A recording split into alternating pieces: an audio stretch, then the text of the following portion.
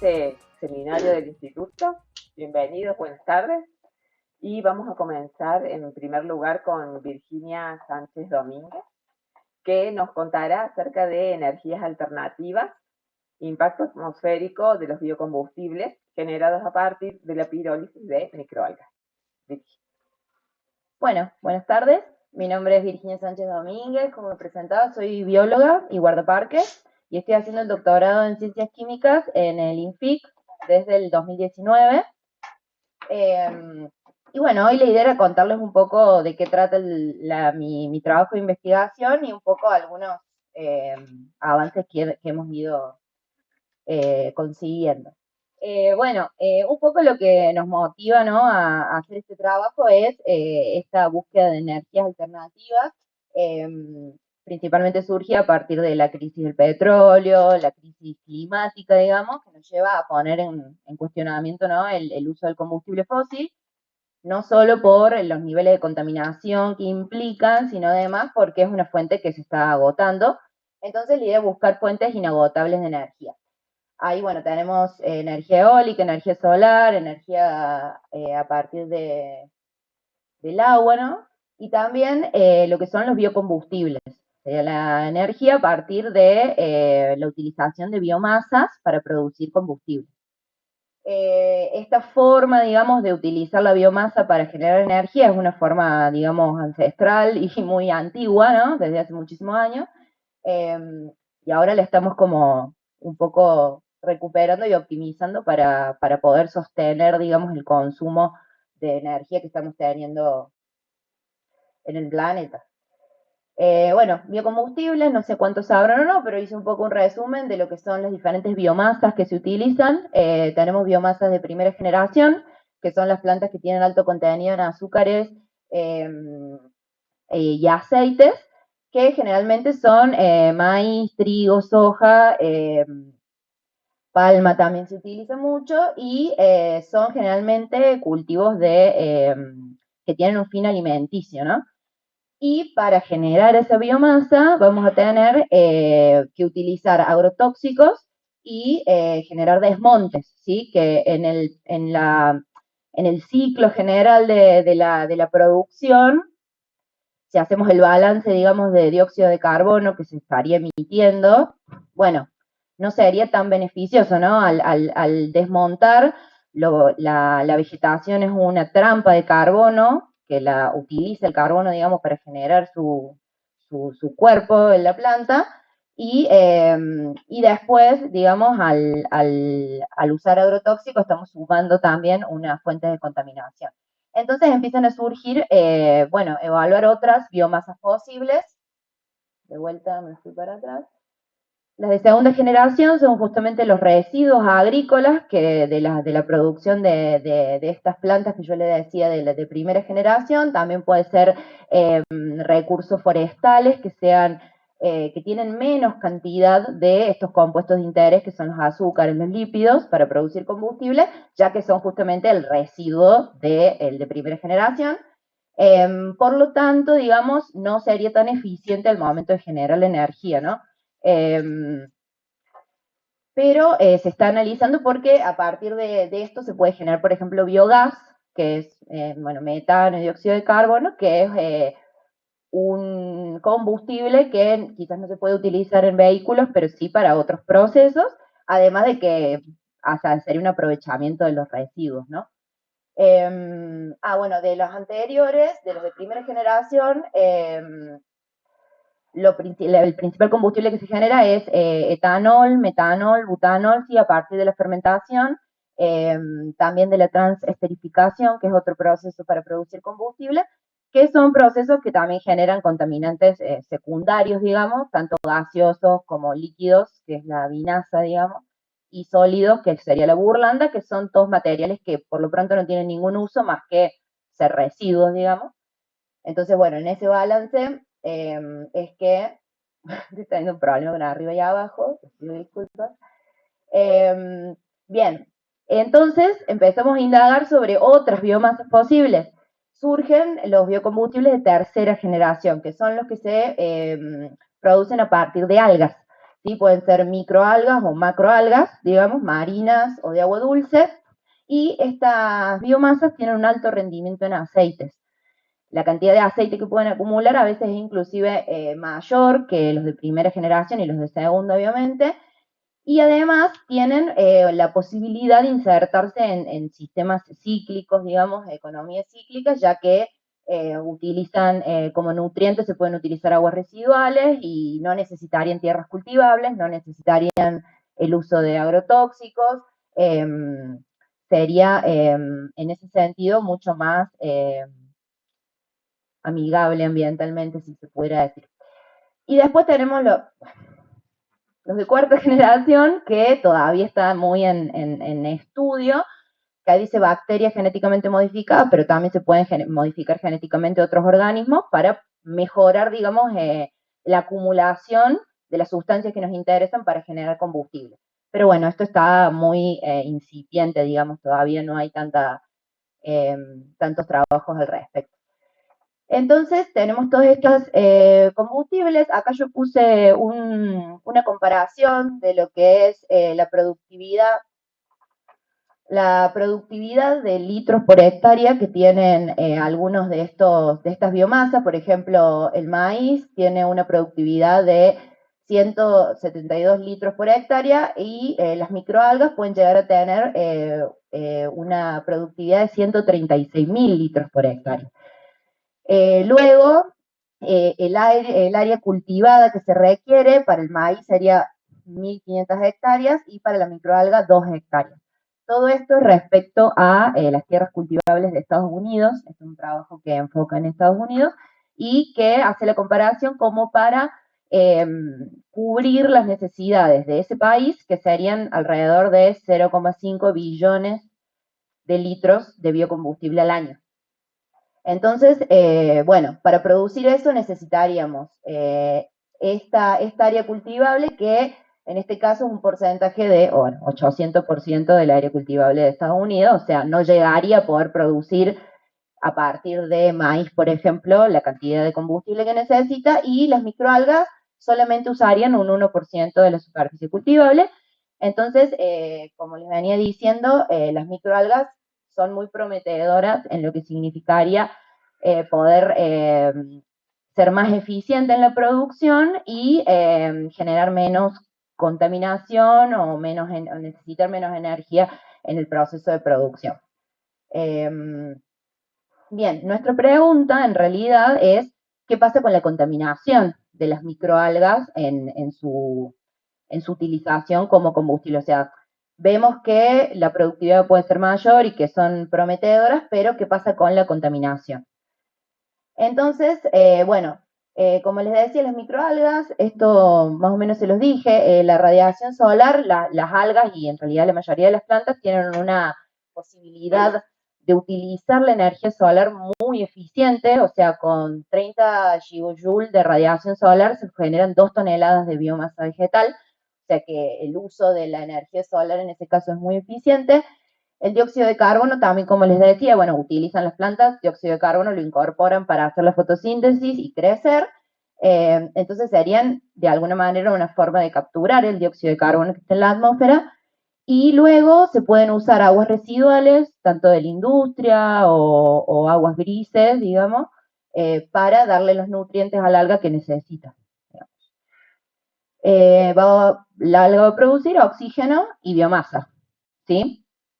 El alga, nosotros utilizamos una alga particular, que es la microalga Cenedesmus quadricauda, que es una alga que está presente en los ríos y lagos de Córdoba.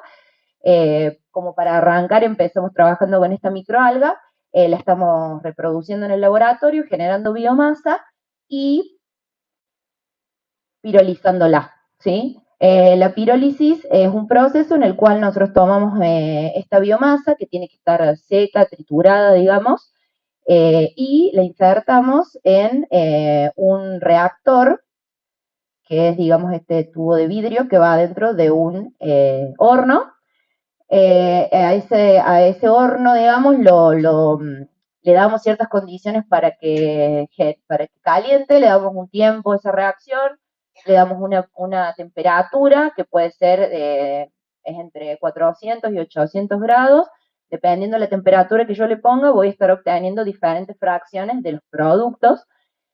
Dependiendo del tiempo de reacción, también voy a tener diferentes productos, puede ser pirólisis rápida o pirólisis lenta. Yo en mi caso hago una pirólisis rápida que dura 30 minutos. Las temperaturas que estamos usando es entre 400 y 600 grados, que es la que hemos visto que se puede obtener una mayor productividad de lo que es el bioaceite.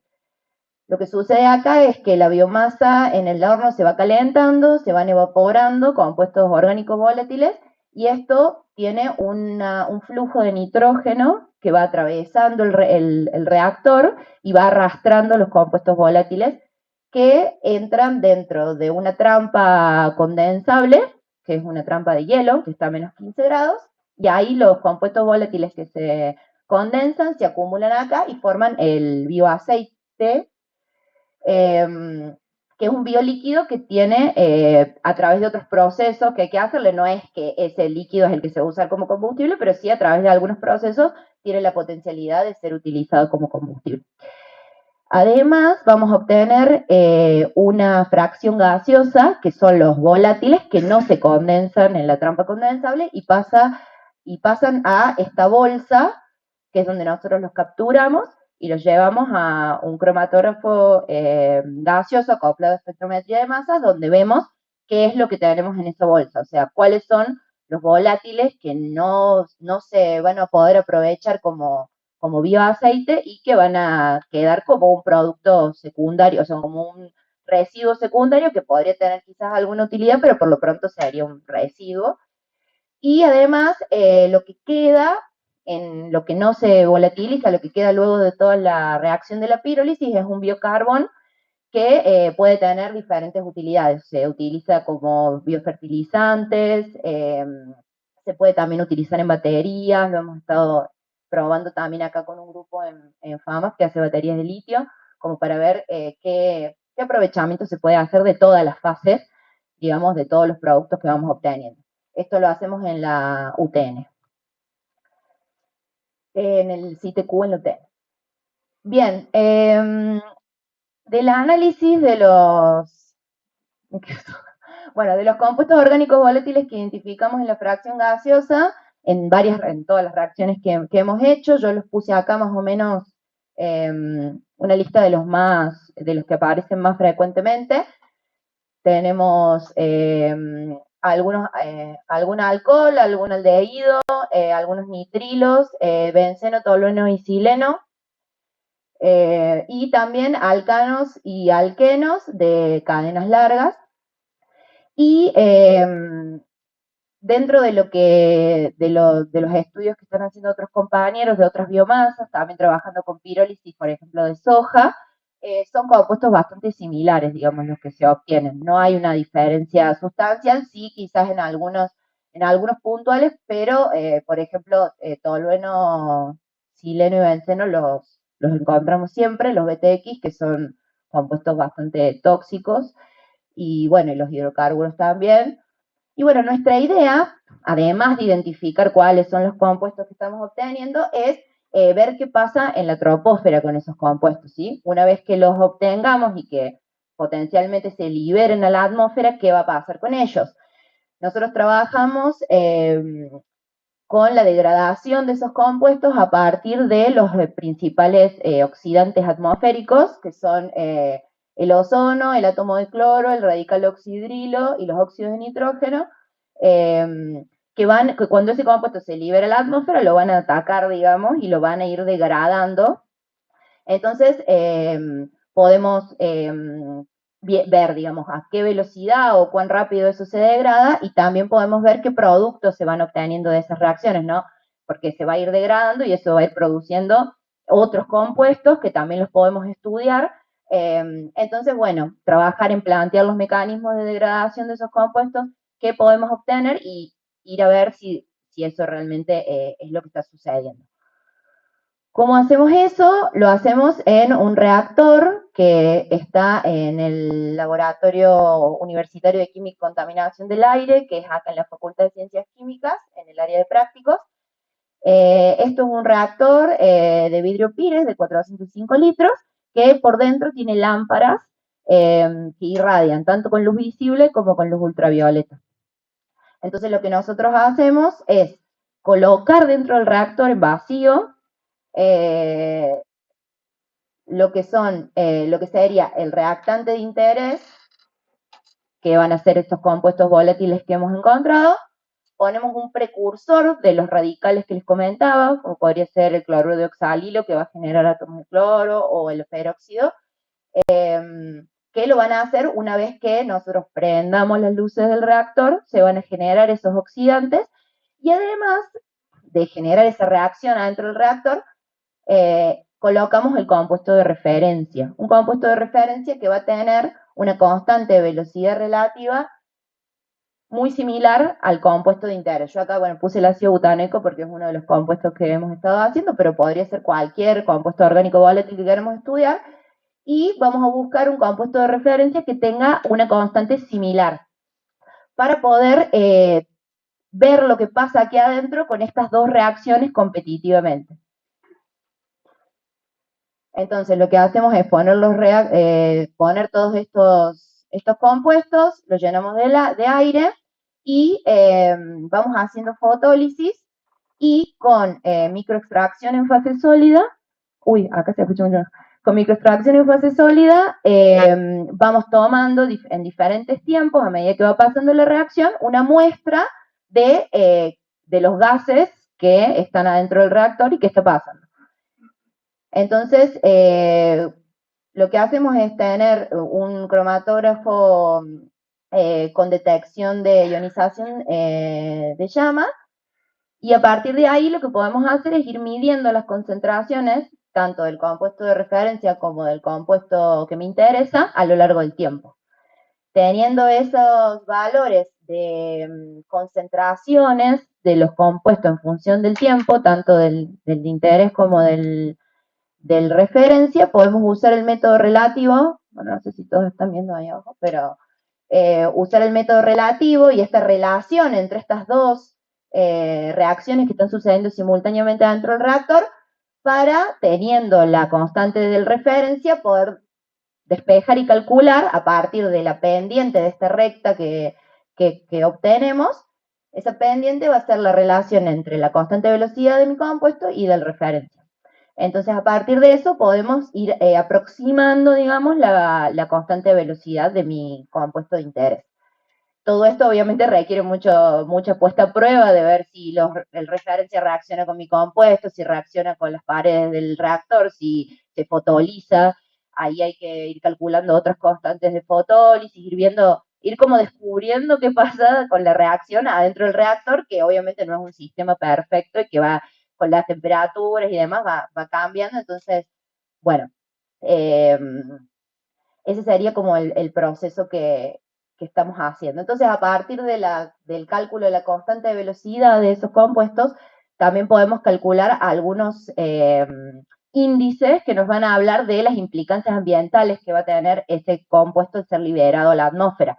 Podemos ver, por ejemplo, el tiempo de vida troposférico, entonces vamos a saber si ese compuesto va a tardar mucho en degradarse a partir de estos oxidantes que estamos probando. Entonces, bueno, si tarda mucho en degradarse, quizás se pueda trasladar a otros lugares, entonces ya la incidencia que va a tener ese compuesto va a ser más bien regional, o podemos ver que se degrada en horas, por ejemplo, o muy rápido, y eso, bueno, va a tener solamente una incidencia local. También podemos calcular la formación de ozono troposférico, digamos, del smog fotoquímico, cuánto aporta ese compuesto a ese fenómeno, y bueno, todas estas cosas nos permiten ir conociendo un poco más estos compuestos para ver, bueno, qué nivel de incidencia o qué impacto va a tener en la atmósfera al ser liberados. Como les decía, estos compuestos son liberados de muchos otros procesos también, y de la pirólisis de otras biomasas. Entonces es de interés, más allá de la microalga que estamos probando y todo, este estudio de los compuestos volátiles, porque nos da información de qué pasa en la atmósfera, que es súper complejo, digamos. Entonces ir dilucidándolo es muy útil. Y bueno, creo que eso es todo.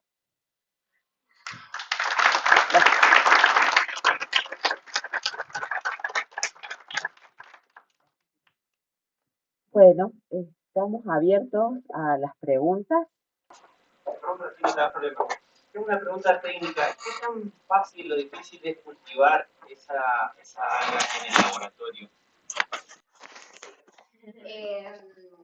No, o sea, dificultad no. Una dificultad no existe más allá de las limitaciones del espacio y de los materiales, ¿no? O sea, si yo tengo un espacio grande y puedo airear el alga constantemente, estar agitándola todo el tiempo, simplemente necesita algunos nutrientes, luz y agitación, digamos, o sea, es muy sencillo. Lo que pasa es que tenés que tener una gran cantidad de cultivo para que eso luego genere una biomasa. Yo el 70% lo pierdo en agua, digamos, o sea, yo una vez que centrifugo y consigo la biomasa, la tengo que secar para pirolizarla, y ahí se me va el 70% de lo que tengo en peso. Entonces, es un trabajo arduo, digamos, conseguir la biomasa necesaria para hacerlo. Pero es una limitación en realidad de espacio y de recursos, no por el alga en sí misma, sino por una limitación. O sea, crece rápido y no necesita un medio... No necesita sales, las sales comunes que puede tener cualquier laboratorio, y agua y luz. Perfecto. No, quería preguntar si no encontraban demasiada diferencia entre distintas fuentes de biomasa en los productos que obtenían. En ese sentido, tampoco hay diferencias en la producción de los aceites que realmente estarían en las fuentes de combustible, o ahí sí hay diferencias. Me pregunto esto con la idea, digamos, pensando en las algas del lago San Roque, digamos, que no sé de qué tipo son, pero si se vivían o si se podrían utilizar para estos fines, digamos. Sí, las algas que están en el lago San Roque son cianobacterias, que no, por lo menos para hacer pirólisis no nos serviría porque estaríamos quemando compuestos cianurados, digamos. Entonces no estaría bueno, digamos. Pero capaz que otros procesos que se pudieran hacer, no te quiero decir sí porque no lo estudiamos, pero eventualmente decidimos no hacer porque lo pensamos, digamos, en ese momento. Pero nos dimos con esto de, claro, son cianobacterias y nuestro proceso con el que íbamos a producir era la pirólisis y no era posible. Pero sí hay otras algas, como yo les decía, estas algas que yo tengo son microalgas, o sea, son unicelulares, y están en los lagos de ríos de Córdoba, así como otras macroalgas que si se pudieran recolectar y hacer la prueba y ir midiendo, digamos, los combustibles, o sea, los bioaceites que se van utilizando para ver si son posiblemente de utilidad, sería la verdad que muy útil, ¿no? Yo tengo pensado en algún momento quizás intentar hacerlo, porque sería ir recolectar nada más en vez de tener que producirla. Pero bueno, sí, hay que hacer ese trabajo de probar, ir obteniendo el bioaceite y probándolo, digamos, haciéndole las pruebas necesarias para ver si tiene posibilidad de ser biocombustible. Hay también otros procesos. La pirólisis no es el único proceso con el que se hace combustible, también se puede hacer como por fermentación o por transnitrificación, como que hay varios.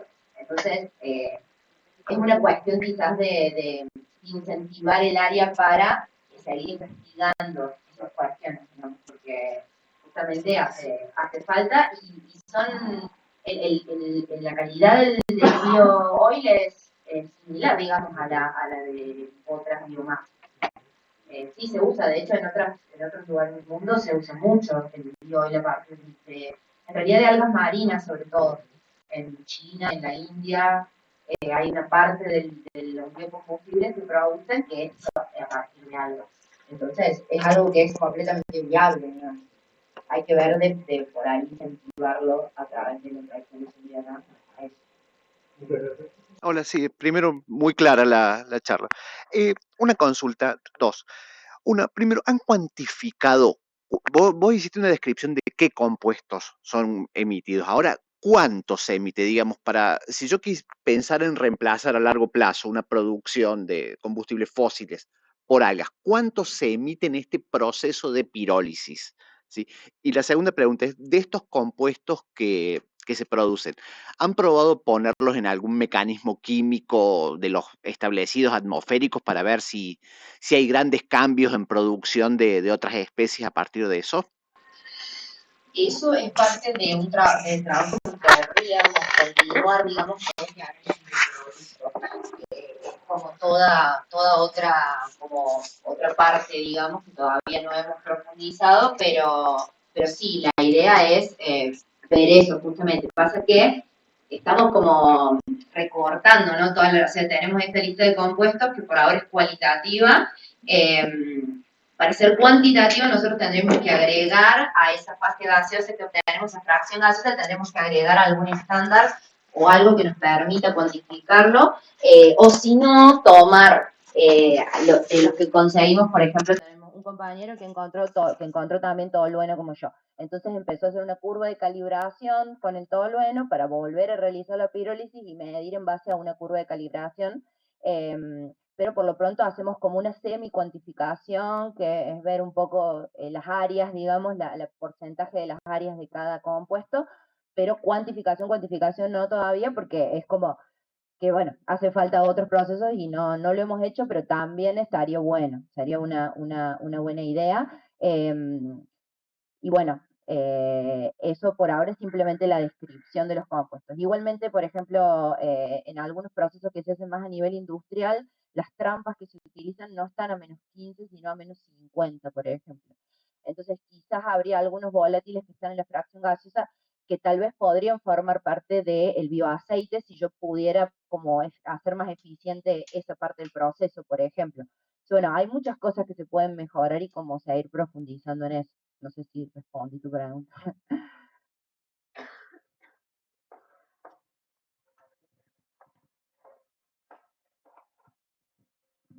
Bueno, muy claro, Virginia. Y en relación a los productos que tenés, aunque sea de manera cualitativa, ¿saben si cambia mucho la distribución de productos según la temperatura a la que se haga la pirólisis? Por lo menos en las que hicimos hasta ahora, no. No, son los mismos prácticamente. Sí, a veces cuando la temperatura es más alta, obtengo más productos, o sea, algunos más, digamos. O sea, sí hay algunos más que se obtienen cuando la temperatura es más alta, pero en sí no hay grandes diferencias, serán uno o dos compuestos más, pero en sí las temperaturas no cambian sustancialmente eso, digamos. También las limitaciones de las técnicas que utilizamos, ¿no? Obviamente hay muchos compuestos que son de bajo peso molecular que no los estamos viendo, por lo pronto suponemos que están porque pensamos en los mecanismos y todo, y pensamos como en hacer más eficiente ese proceso para verlos más pequeños, qué sé yo, acetaldehído, formaldehído, bueno, compuestos más pequeños que no los estamos viendo por la técnica que estamos utilizando, pero bueno, sí, son prácticamente lo mismo. Digamos. Hay algunas diferencias, pero no son muy importantes, en realidad. ¿Cuánto pirolizan, Virginia? ¿Qué masa pirolizan más o menos? Bueno, con esto de que es muy difícil conseguir la masa, cada reacción la estamos haciendo con 1 gramo. O sea, 1 gramo de alga. Sí, seco, completamente seco. Con 1 gramo podemos llegar a hacer, es que con menos casi que no se puede hacer la pirólisis, o sea, tiene que tener una cantidad, y además pensando que queremos obtener el bioaceite para poder ir analizándolo e ir viendo que realmente estamos obteniendo algo que sirve. De todas maneras, los estudios que están hechos te dicen que, bueno, un alga que tiene más del 40-50% de lípido en la composición, va a dar un buen biocombustible, entonces más o menos nos vamos guiando también por eso, o sea, haciéndole análisis a la biomasa, sabemos un poco las concentraciones de cada, bueno, de lípidos, proteínas y demás, que nos dan una idea de la calidad del combustible también. Muy buena la charla. Descubrió una curiosidad nomás. Están trabajando con lo que queda formalizado, con el bioaceite, están trabajando con esto. Digo, han podido identificar que por las cosas, no lo que quedan en la fase gaseosa, sino lo que queda formalizado. Por lo pronto, a esa parte, lo que hemos hecho es un análisis de masas, digamos, de cromatografía de masas, y para ver cuáles son o sea, cuáles son los volátiles que están ahí condensados, porque eso también, o sea, por lo menos en el UTN trabajan mucho con esa característica, o sea, caracterizándolos de esa manera, sabiendo que son volátiles que pueden servir, digamos, o que pueden ser útiles. Por lo pronto, eso es lo único que se está haciendo. También porque hacer un estudio de calidad del bioil, aparte que es bastante difícil porque acá en Argentina, por ejemplo, prácticamente no se hace, digamos, o sea, no se está trabajando en Argentina con algas para hacer combustible. Entonces no tenemos un organismo por ahí o alguien que lo analice, digamos, no hay tantas opciones en realidad. Hay algunos y además la cantidad que se necesita, ¿no? O sea, nosotros obtenemos 2 mililitros de combustible, ¿no? O sea, de supuesto combustible. Entonces, por ahí para hacer pruebas nos piden 1 litro. Bueno, esperen un par de años. Así que bueno, por ahora estamos como indagando en qué otras cosas le podemos hacer como para caracterizarlo bien, pero por lo pronto eso nada más, como caracterizarlo y poder tener cierta certeza de que estamos haciendo algo que puede ser combustible, ¿no? Pero por lo pronto eso, ¿no? Bueno, muchas gracias, Virginia. Muy lindo.